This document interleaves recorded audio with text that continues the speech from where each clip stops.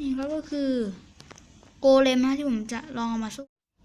โอบกอดเธอไว้ในวันที่เราพบกันสวัสดีท่านผู้ชมทุกท่านสวัสดีครับสวัสดีท่านผู้ชมทุกท่านนะฮะวันนี้เราก็อยู่ในเกมอะไรครับกันนะครับวันนี้เราก็จะทำอะไรกันก็ไม่ได้ทำอะไรมากแค่เล่นนะฮะก็คือนี่หมา2 ตัวที่ผมเพิ่งทำมันไหมนะฮะมาเลยแล้วคุณอยากรู้กันไหมผมจะลองเอาหมาไปสู้กับหมีดูนะฮะไม่ใช่กดผิดนะนี่ฮะ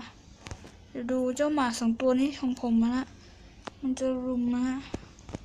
จะได้ตัวหนึ่งนะฮะโอเคงั้นเดี๋ยวผมจะสั่งมันแล้วการมีไปแล้ววิ่งแล้วอีกตัวนึงวิ่งเข้าใส่สู้มันเลยหูหมาผมต้องเป็นผู้ชนะเย้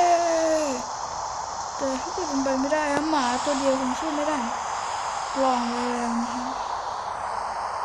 ผมไม่เคยลองเลย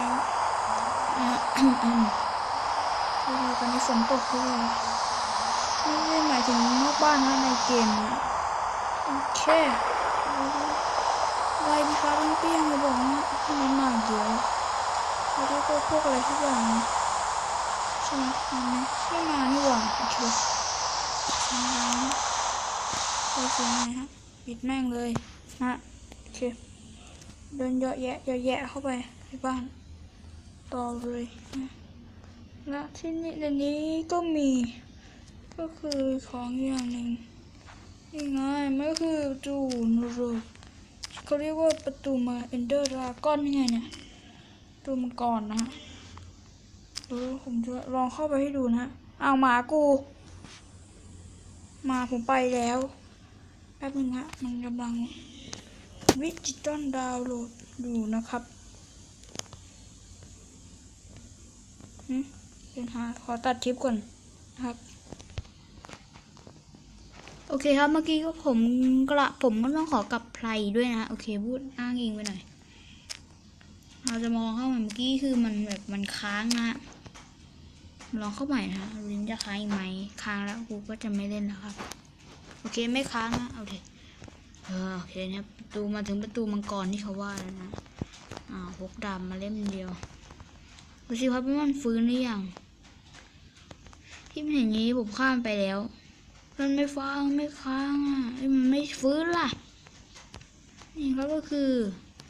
โกเลมนะที่ผมจะลองเอามาสู้กันมันไม่สู้นะครับเพราะโกเลมนะที่ผมจะลองเอามาสู้กันมันไม่สู้นะครับเพราะโกเลมมันเตี้ยต่ำไปชนแม่งเลยวันที่ต่างหากนะแต่มันอึดนะฮะมันถึดตัวมันตีเป็นพันทีได้ไงเนี่ยถึงจะตายโอเคกลับบ้านดีกว่านะจบเกมเฉยโอเคลุยพอเลยฮะมาเริ่มไหนเนี่ยบ้านอยู่ด้านนี้ว่ะไอหมา2 ตัวนี้ก็ไม่รู้เกิดมาทำไมนะคงงงนะนั่งจ้องบ้านกูอยู่นั่นแหละโอเคนะปิดประตูและนอนนะฮะโอเคไม่ทำอะไรรำคาญตัวเอง